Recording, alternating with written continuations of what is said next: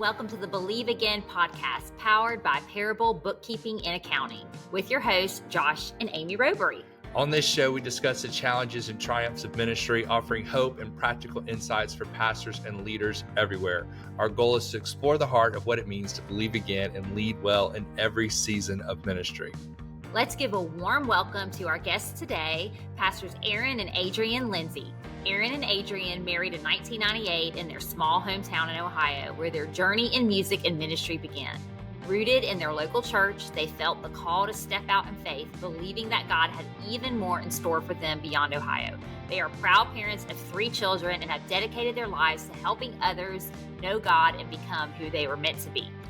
The Lindseys are not only passionate pastors, but also visionary entrepreneurs. Their dream is to see a church that not only marks the city, but also influences the world. Their dream is coming true with Believe LA, a movement that aims to inspire and fulfill the dreams of others. Aaron is also a Grammy award-winning recording artist, songwriter, and producer who's worked with artists like Fred Hammond, Marvin Sapp, Israel Houghton, Kirk Franklin, Ty Tribbett, Toby Mac, Yolanda Adams, so many more. And he has blessed the world with some of the most iconic gospel hits you've ever heard, like Again I Say Rejoice, I Am a Friend of God, and Not Forgotten, among many others. We're excited to have you guys on today to share your journey in ministry and music. Welcome. You guys, thank you so much, man. That I guess we did all that, didn't we? I was hoping maybe you would break out with, I'm a friend of God, or I'm not forgotten. Yeah, because he does sing around the house all day. He does play piano all day. Do not. Well, Aaron, we've gotten to know you both.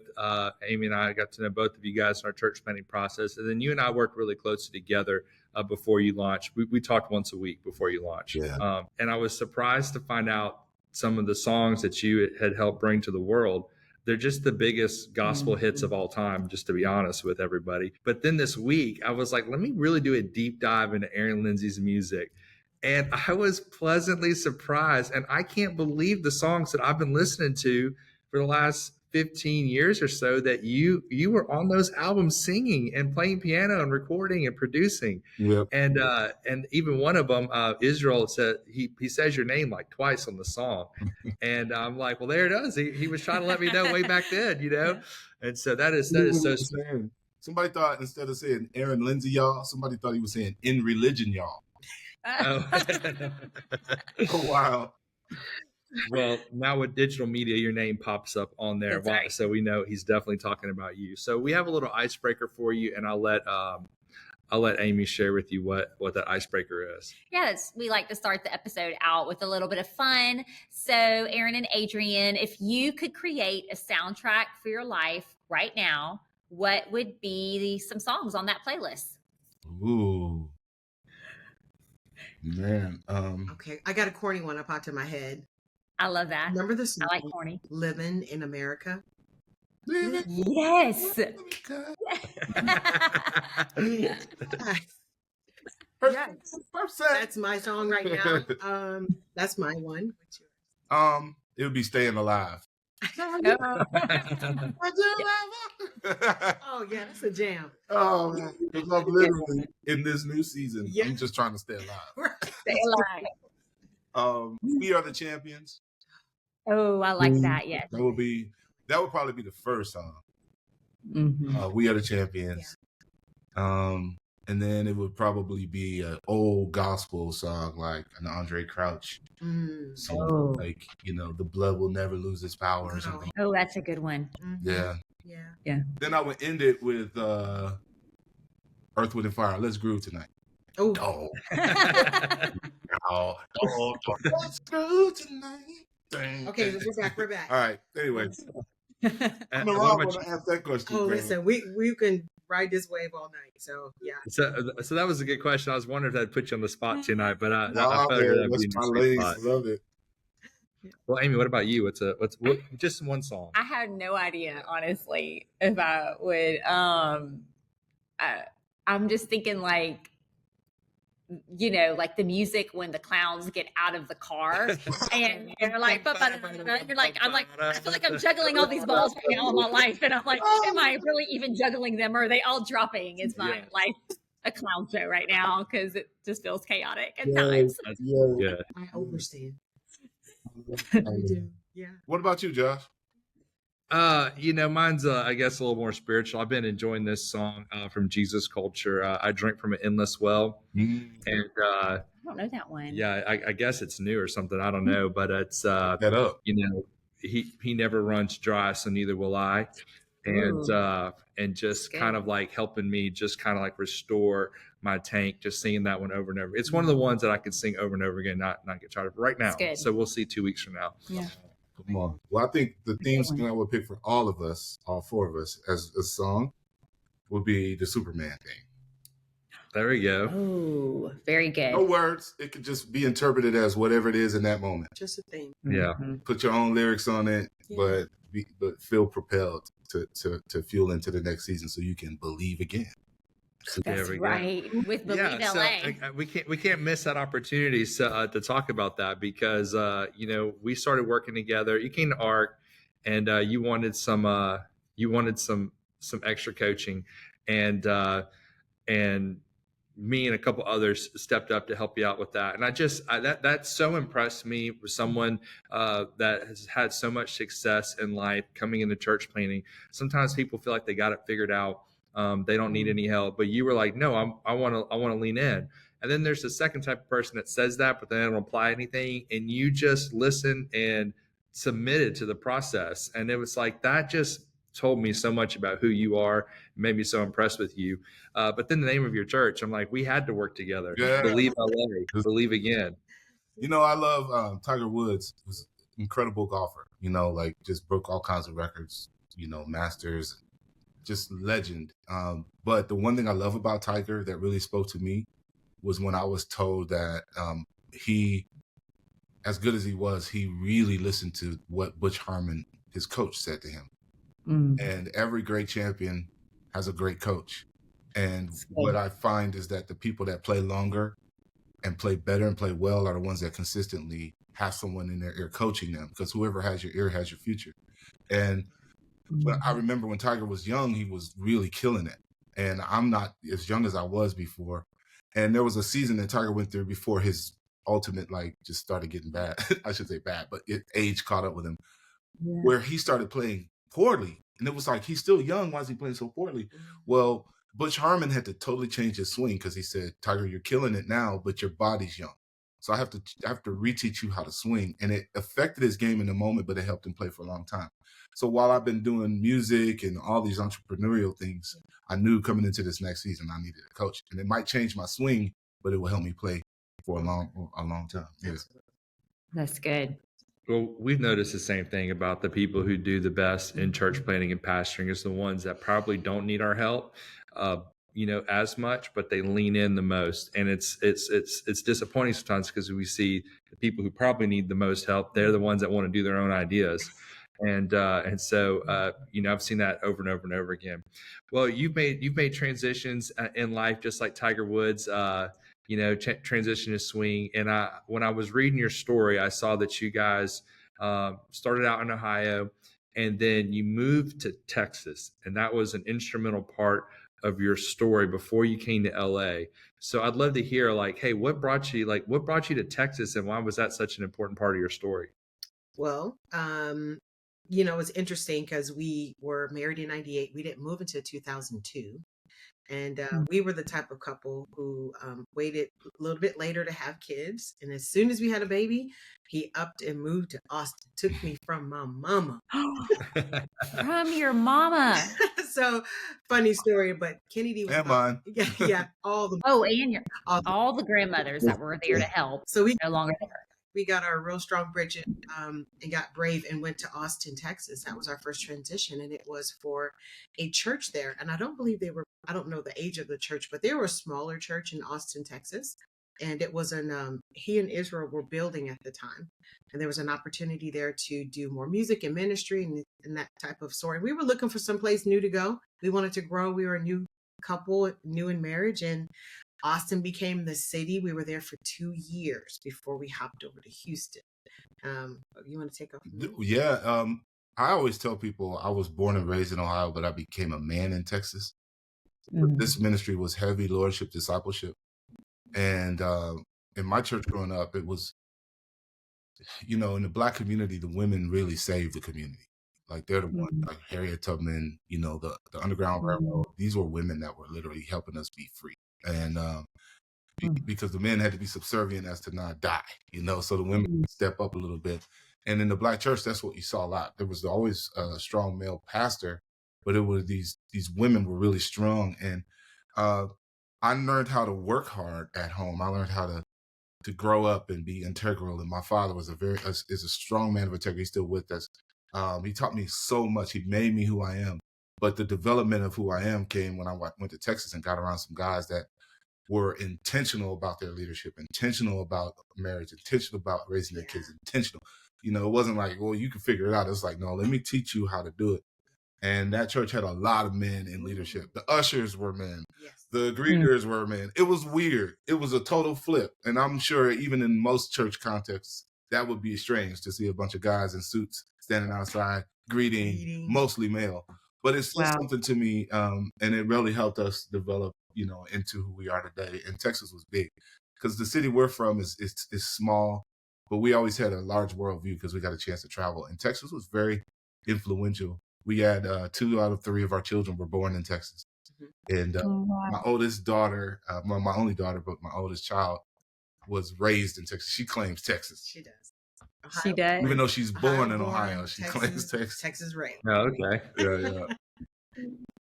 Well, so you guys moved there, obviously it was a big part of your, you growing up as a man, as you said, but then you also began growing in music as well. Yeah. And so I'd like to hear a little bit of that beginning story, and then we'll talk about all the awards and stuff. I actually looked up all your awards. I'm going to go over some of them. When you say someone's won 6 Grammys, it's like, what does that mean? Yeah. But then I found out you were nominated for another 7 more. So we're going to talk about some of those. It's crazy, man. It's crazy. I'm surprised some of those 7 weren't winners, though, because those are some of the greatest songs ever. And I'm like, who won that year? Yeah. Well, when you get in against Kirk Franklin or CeCe Winans, it's like this year, it's like if the Patriots go to the Super Bowl when Tom Brady was there. Whoever Tom Brady's with, just give it to him now. Go for the selfie. Yeah. Unless Eli Manning is the quarterback of the other team. True. That's true. Yeah. And that's kind of how I feel. I feel like Eli the times we won. But Tom Brady. But so in Cleveland, before we moved, I had done a lot of music and studio and stuff. And when I was 12 years old, I met this guy named Fred Hammond. And I say it that way because at the time he wasn't the icon that everybody recognizes and knows who he is today. He was a young musician that had a group called Commission, and they came to our church as one of their first gigs was at our church. My dad's small little local church in this small town. It was between Cleveland and Detroit. So I had Cleveland on one side, Detroit on the other side. Motown here, the heart of rock and roll here. Yeah. I was right between, I was between soul and rock and roll. So I grew up listening to rock music, not as much hip hop. Rock and gospel was everything that I had because I was in a primarily white city. So it was church folk that I knew and my friends. And my friends were multicultural, but we listened to rock and roll. We listened to Kiss, Queen, U2. Not U2. I'm trying to picture that. Did you ever paint your the makeup? I wanted to be Gene Simmons. Oh no, but I wanted to be Ace Frehley. You know what I mean? So I couldn't do it because my dad was a Pentecostal and he would whoop my tail. I didn't even let him know I listened to that stuff. Exactly. But Ozzy Osbourne, you know what I mean? I was just around it all. But it was shaping my ear. And then my dad took me to a concert, this jazz concert, because in my tradition, jazz was okay. Wasn't simple. So, there was no words. So you can go. And so we went. And at that jazz concert, I watched this. It was at a place called I can't think of the name of it, the Front Row Theater in Beechwood or something like that. And there was a stage that turned the whole time. I don't know if you've ever seen those venues. It's round and everybody's sitting around it, but it slowly turns the whole night. So no matter where you're sitting, at some point you're facing the artist, but you get to see it from every perspective. It was so cool. And when I saw the guys running around behind the scenes, I was like, oh, there's a lot that goes into doing what the guy in the front's doing. Yeah. I want to know what they're doing. And that's when I first started wanting to become a producer, not just a musician. Yeah.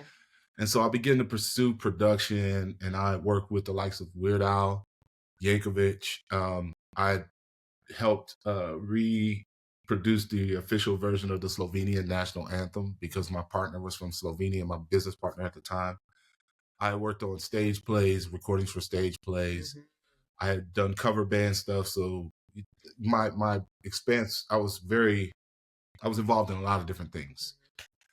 And so that gave me strength to move forward. And then I met this guy named Israel Houghton on tour. And when we met on tour, we ended up sharing a hotel room together because back in those days, they had to bunk you up because we would sleep on the bus mostly. But if we had a night over, they would bunk us up.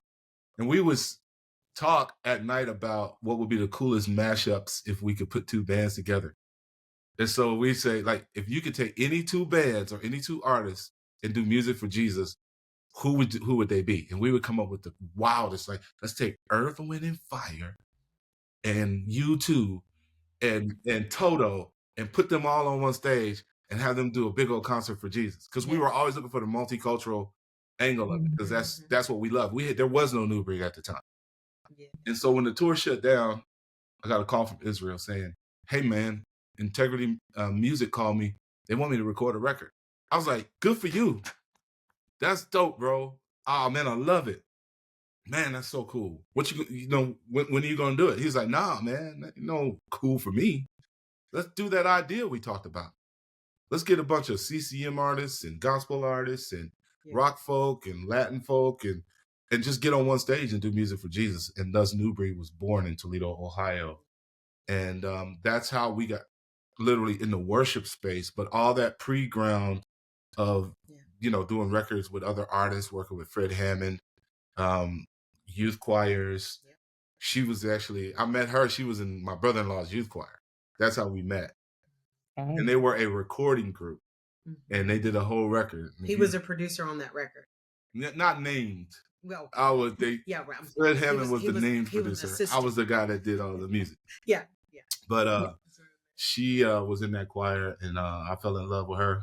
And I said, and then he kidnapped me. I said, if you want me out of that choir, I'll tell you that. He did. He was like, I don't date girls. I don't date girls in choirs because their first love is always a choir director, and I'm not competing. But that led us into it, and then the next thing you know, what happens is you gain momentum in music, and when you gain momentum as a writer or producer, the better you do, the more others want it. And I met Marvin Sapp years ago. Marvin Sapp used to come to my father's church before I even got married. Yeah. He used to come and do, we called them revivals. Now we call them conference. But it was basically a revival service, and he would come and preach multiple nights. And the first night, he would do a concert. And this was before he became Marvin Sapp, the solo artist that we know.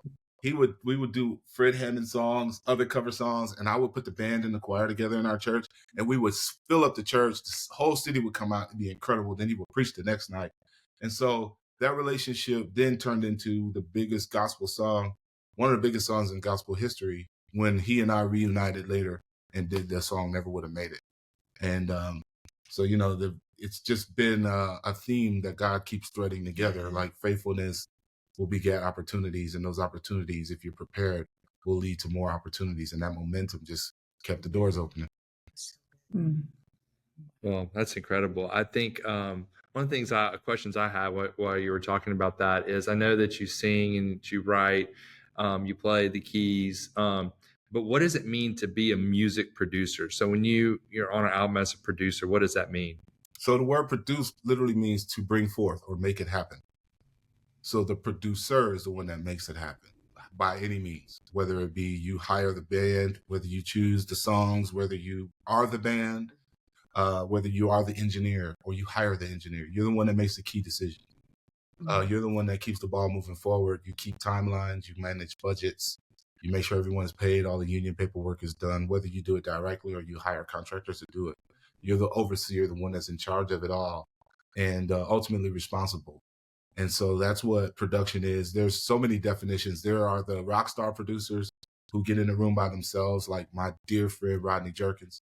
Rodney will get in the room. Warren Campbell will get in the room. They don't need another human being. They'll get in that room and come out with You Rock My World for Michael Jackson. Yeah. You know what I mean? That's Yeah. literally Rodney Jerkins did that song, and it's him by himself, you know. Him and my dear friend, departed friend, LaShawn Daniels was the writer. But production has that aspect, or it has like the Quincy Jones aspect, where Quincy didn't play on any of those songs for Michael Jackson. He did the same success as Rodney, but he did it differently. He would bring Greg Fillinganes and different drummers and different bassists, and they would create this sound, but he was the spearhead, the visionary, to tell him how it should look. David Foster, when he produces Celine Dion. Although he plays the piano, I would say I would liken myself more to David, where I'm always on keys driving the pace of things, but then I'll build a team around me to help facilitate the vision that I have for this artist, which is truly not me imposing my sound on them, but helping them come forth, which kind of feels like a lot of what I'm doing as a pastor. Absolutely. I'm literally getting in people's lives, and it's their life, but I'm helping them find a vision for it and giving them an opportunity to live into the vision that God has for them. But they're playing their part. They're the artists, just kind of shepherding and trying to bring it forth. So, yeah. Running a church comes with its own set of financial challenges. That's where Parable Church Accounting comes in. From bookkeeping and payroll to financial reporting and compliance, Parable offers a comprehensive suite of services designed to take the stress out of managing your church's finances. Parable handles the numbers so you can focus on your mission. Let Parable help you solve the financial challenges that come with growth. Visit liveyourparable.com/believeagain and see how they can help your ministry tell a better story. Right now, Parable is offering 25% off onboarding fees exclusively for Believe Again listeners, so connect with them today.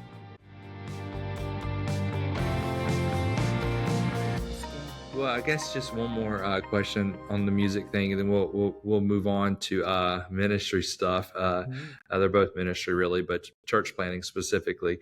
So tell me, what was it like for both of you guys winning that first Grammy award? So had you been nominated before and then not won, or did you just win? What was that? And anything else you want to share on that journey? Like, was there a moment that stood out overall over all those nominations and awards? Wow. Yeah, I just couldn't believe it. Like, that's the Bonaventure one. Stated. Yeah. Okay. Yeah. Yeah, I think we were shocked. Yeah, we were like, whoa. Yeah. Like, we won? But I think it was really more so because I remember just being there early at the transition because Aaron was an electrician. Oh, please tell that story. This is very important. So when I met him, he worked as an electrician. He was on his way to get his journeyman card in IBEW in Ohio. Local 129. Yes. And he was working at the steel mill when we still had steel mills in Ohio, right there in Lake Erie. It was the number 1 or number 2. We were in competition with Pittsburgh with producing more steel in the Northeast. So I used to take him lunch or whatever, and he would come in from work because I worked at Burger King. Shout out. That's where we met. He came through the drive-through, and his life has been amazing ever since. He had it his way. Is that have it your way? Uh-huh. And I haven't been back since. I got what I needed. You got the best part, right? So he used to work as an electrician. So I remember the conversations and just a little bit of the torrent of him trying to figure out, I love music, but I need to live. I need to make a living. So he battled, and he was in this space. I think he talked to his dad a lot. He talked to his friends. He had people in music, and then you had the scare stories. You're going to be poor, living in a homeless motel, eating beans out of a can. It was literally said to me. If you do music, you're going to be poor, and you're going to literally be unsuccessful. And so he was battling that image and going, I'm going to put everything I have into this because I don't want to make the naysayers right. And if God is who he says he is, why would he give me this gift if I'm not supposed to use it? And so my position looking on the outside, because I didn't know anything about music and production and all that good stuff going into it. So he pretty much educated me along the way of his dream. So it was easier for me to follow and to support because he was telling me and sharing things from his heart that I could literally draw lines and go, I can find myself in your story and help and just be there, because there was nothing I had to do. I didn't sing, I didn't write or anything like that at the time. And so he ended up transitioning. I remember the day. It was a cold winter day in Ohio, but I just remember him saying, I'm done. I'm gonna go ahead and do music. And he said, if I lose it all, I'd rather lose it by myself. We weren't married. He said, I'd rather lose it as a single man than married with kids. He said, so if I'm going to take this jump, I'm going to risk it for myself. Yeah. And he said, if I win, then I get to bring you along. And that was huge. And I thought, that's an honorable thing to say. And to watch him lose it all. Literally. He lost it all. Car, gone. Lost my place to live, gone. Had to move back home. But it wasn't a short window. It wasn't because I wasn't doing the right thing. It was because there was a lag time. If I were to do it again, I wouldn't change a stroke.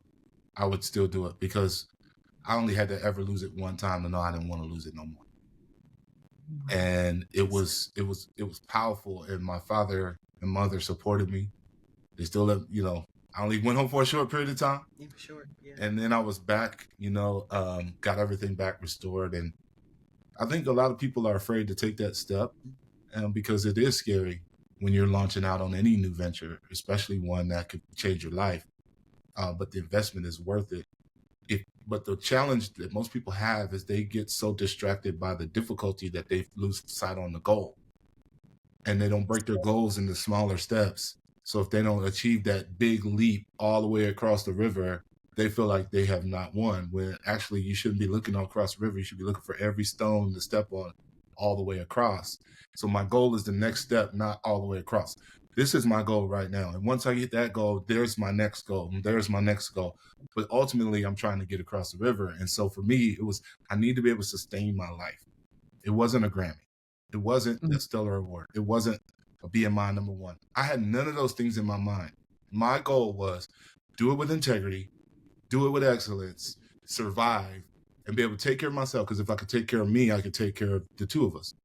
And those were my goals. And as I consistently hit those goals of taking care of myself and being excellent, being integral, there's so many stories of people in the music business losing it all. Drugs, sex, drugs, rock and roll. That's kind of the culture. And I knew I didn't want any part of that. So I kept God at the center of it. I let the Holy Spirit lead me with every step. And he never led me wrong. And then I was a musician only at the time. I wasn't a producer. And then when I decided to go full-time into production, I had a crisis again of belief. I said these words: no one is ever going to call Aaron Lindsey to produce a record. I literally said those words because I believed it.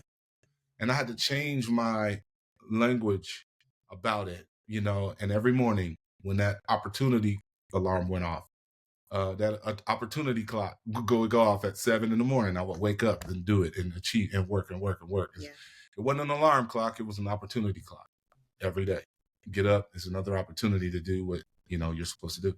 And so here we are, in the new season of the same thing. There's an opportunity clock going off and we keep waking up answering it. And now as pastors, we're putting the same intentionality behind the transition from being an electrician to a musician to producer, now producer to pastor. There's a dominant identity that we had at every season. And now we're leaning into this dominant identity. It doesn't mean I'm still everything I was.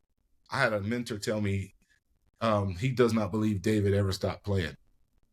King David in the scriptures. No matter how many wars he fought, no matter how many conquests he had or how many failures he had, he continued. I believe he continued to grab his heart. That was his superpower. And whether he set anybody else free with it or not, or just set himself free, it was, I believe, a catalyst to keep him in the place where he could facilitate victories for God. That's so good. Man, grab your heart. I like that. I think everyone needs a harp. It might not be, playing music, but whatever that is, and keep grabbing it and keep going. That thing that you feel, I think like the sweet spot in life is when you find something that you're good at, that you connect with God with, and that impacts other people in a great way. And that, and then brings glory to him. That's a sweet spot. And that's a harp, and finding that thing, I think is really, really important. Yeah. A lot of people feel like you pay the price for success. I had to get it. You got to be careful how you language things. I think you pay the price for failure. Wow. You enjoy the benefits of success. So yeah, Jerry Seinfeld talks about that. I got real obsessed with his career for a little while and just started doing research on him. And one of the stories that he tells is that he was with another famous comedian, and the guy asked him, says, "Hey, do you ever feel guilty that we get to enjoy all this and these people that come to shows don't?" And he goes, "No, why would I?" He's like, "I'm the one that went to the clubs when I wasn't getting paid. I was the one that would stay up all night writing. I was the one that didn't go get a job and wasn't able to eat well and do all the things." He's like, "I took the chance." He's like, "So I don't feel bad. I feel like I'm getting the rewards of taking that chance." Yeah. I never heard a person that was successful feel like it was a waste of time for what their investment was. You invest for what you want, but you pay the price if you don't invest. You pay the price for a bad marriage. You enjoy the benefits of a good marriage. You pay the price for not believing God and sitting back and being passive, but you enjoy the benefit of trusting the Lord with all your heart, leaning not to your own understanding. And so all our life, kind of like that Bethel song, all my life he has been faithful, but we also every morning will wake up and make a decision to believe that he's going to be faithful. Yeah. I had to do it today. Yeah. When that opportunity clock went off, I was like, oh boy, so much ahead of me, but I don't want to pay the price for not being faithful over what God gave us. It doesn't mean it's easy, but you sure enjoy the benefit later. So good. That's so good. Yeah, I've wanted to talk about music because I was just personally interested in it. I wasn't expecting to learn so much and be inspired so much from this part of the conversation. We do have a few minutes left, and I want to talk a little bit about what you guys are doing now in ministry, but also, about the transition. I mean, because that was a big deal, making that change. Yeah, I just am so inspired, like Josh said, especially to hear you really taking that big leap at, leaving electrician behind and taking that leap, and even knowing that, hey, before I can marry Adrian and commit to Adrian, I've got to prove that I can do this and take care of myself. And just after having all that success in music, of course, both of you guys have ministry background and have been involved in ministry, but what was it like when God began to stir your heart back into ministry? Or you had always been in ministry, but in a new way, in pastoring and church planting? Yeah. What was that like specifically for both of you? I'll let Adrian go first. I don't know if this is what I knew. It didn't feel foreign because there were shadows and whispers of it before it actually materialized. What I love about the faithfulness of God is that although we'll be surprised, it'll be a suddenly to us, but it was always in the plan, right? And so his faithfulness of always giving us language, he would say, "Babe, I'm pastoring or I'm shepherding this project." He would feel a certain weight and a certain spiritual glory on certain things and certain songs. He'd be producing a song, writing it, worshiping at his keyboard and at the computer. And he would just be done. He'll be wrecked. And these are songs that still wreck the church today. Yeah. And so those were moments where the David in him was at the heart. He was listening for the heart of God. He said, I have a heart for the church. I have a heart to write and produce music for God's church. He said, I know that's where I'm called. And so that meant that he was already thinking like a pastor. But we were afraid of the word because the word came with a reputation, a weight, almost like a sentencing type of way that we felt like if we pastor, we're going to die. If we pastor, we're going to get divorced. If we pastor, our kids are going to hate our guts. And so no one had been able to give language in a positive way for a consistent amount of time that we felt like, well, yeah, we can do that. Every time the word came up, we would run every single time because he was a pastor's kid. Both of his parents were pastors. And so he got to see the kitchen. So he knew where the ingredients were, where the tools were, everything, and how it worked. He knew how the soup was made. And so when he said, I don't want to do it, I was like, great. Awesome. No, that's true. I think what she said is the real big deal. You know, like you always hear these headlines of moral failure, not fit for ministry, marriage fell apart. And, you know, as a producer, you have a certain level of anonymity. Like as an artist, everybody knows who you are, but as a producer, you get to share in the same benefit from the back of the album. And you don't have to deal with all the drama. You still get royalties, you get Grammys, you get awards, but you get to choose and determine how much fame you want, how much visibility, how much, you know, transparency you want. As a pastor, it's all out there. You are literally swimming in the aquarium of the world. And at the top of it, you know, there's an expectation. And I don't know if I just thought I wanted to be a human longer before I became what people would call it. People expect pastors to be superhuman. They do. You're no longer a person. You're a thing that I own and control and depend on and lean on and need. I talked to Torrin about this. Torrin is like my little brother. And, you know, I'm grateful that him and Royal Taylor let me produce their first records. They used to come to the house and sit in my office before they were big, and we would just love on them, feed them, hang out. Yes. Oh, really? Oh, that's so awesome. Pour into them. Yeah. And then I actually was going to sign them to me, to my label. And I said, you know what? If I sign you to me, it might limit your success potential. So I took him to Terry Himmies at Provident, and he signed them. I think that was the best decision I ever made, because when I look at Torrin's success, he probably wouldn't be there if he didn't have a large label doing it. I mean, God was going to do what he's going to do regardless. Amen. And God could have used my label too, but I didn't have the bandwidth. But when we talk, we're like, here we go. Like as an artist, you had the freedom to kind of be flawed, be human. But now as a pastor, there's a different expectation. And we know what the scripture says. You desire a good thing to be a pastor, but there's so much more. You're expected to live at a higher standard. Right. And I wasn't afraid of this. I'm not afraid of the standard. I'm afraid of the people.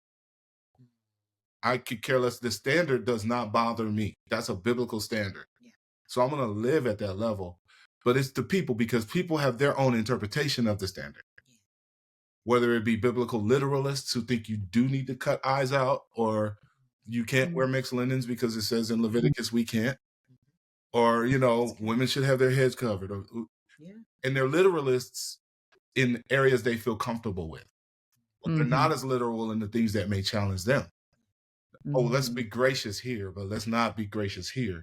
And so that's the thing that I was concerned about.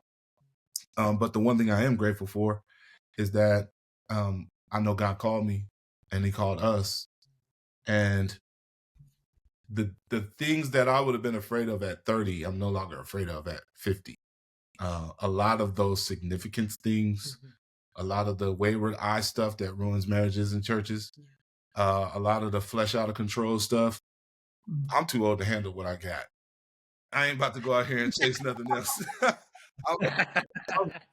I got the bomb right here. I'm enough.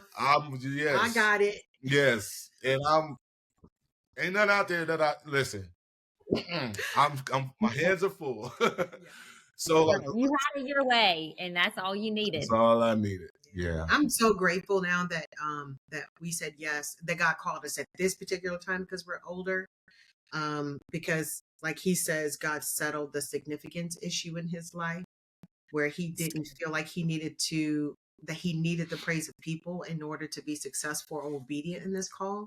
Sometimes you exchange people's acceptance for God's obedience, right? We love people or we serve people more than we obey God.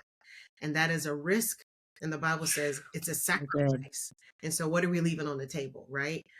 So I'm glad we're a lot older. You see all this gray? I didn't have this when we launched it up. Go. It was there, but it was covered with Just for Men. This is don't. This is. I think it looks great. Yeah, I'm smarter than you. I saw this picture of it looked like a 72-year-old man, and it says, I don't know why people say ministry is tough. I'm in it and I'm doing just great. And it said, you know, Joe Smith, age 22, but he looked 72, you know? Yeah, you'll definitely get some great. Your gray looks good. Mine's all in just these two little spots. I wish it would either spread out or I do like something. the salt and pepper. Yeah, I like salt and pepper. I hate being all salty. Yeah, you're just salty. Well, guys, we're gonna wrap up here. I watched an interview with you two, and one of you said this. You said the goal of Believe LA is to get heaven in people's hearts, so they can bring heaven everywhere they go. So I wanted you just to maybe talk about that and just have like the final word here as we wrap up this episode. Yeah, the phrase "until LA looks like heaven" is the mission that we live by, and the goal is to get heaven in people's hearts, and then they take heaven to their environments. I tell people, you represent Jesus wherever you go. You know, in Jesus, everywhere you see Jesus operating in Scripture. In a place like LA, you know, people got a lot of issues. People got identity issues like crazy. There's relational issues like crazy. There's sexual issues. There's financial issues. There's all these issues that people carry around, yet they try to mask it and cover it up, but there's some deep wounds. And Jesus, whenever you see Jesus dealing with people that had identity issues, sexual issues, any kind of issues, emotional, Jesus ran toward them because grace runs toward. When everyone else is running away, Jesus is running toward those people. So we're raising up a group of people who are called to this type of city. We serve a zip code God, not a franchise God. He cares about this city in a specific way. And as he's building us, our job is not to just sit back and enjoy what he's doing in us, but to take that heaven that's in our hearts, and wherever you have influence, take that heaven there and encourage people to believe that they can be everything God designed them to be. That's what Believe LA's mission is about. It's about until Los Angeles looks like heaven. And I was wearing my hat on a plane, and a guy looked at me and he says, "Good luck." I said, "No." I said, "Good God." Yeah. It's not, I'm not doing it. He's doing it. And he was like, "Amen, brother. Amen." That's that. That's incredible. I want to thank you guys, Aaron and Adrienne Lindsey, for being on this episode today. And I want to thank everyone else that's joining us for this episode of the Believe Again podcast, powered by Parable. We want to thank our sponsor, Parable Bookkeeping and Accounting. Parable helps you place every dollar on mission, telling the story of his kingdom.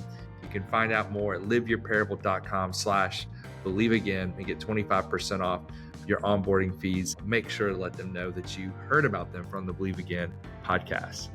We hope you found it inspiring and full of valuable insights. If you enjoyed this episode, don't forget to share it with a friend who could use some encouragement. Be sure to follow us on Instagram for updates and more inspiration throughout the week. And if you're loving the show, we'd appreciate it if you could rate us wherever you get your podcast. Your support helps us reach even more leaders with the encouragement they need. Well, until next time, keep believing and leading strong.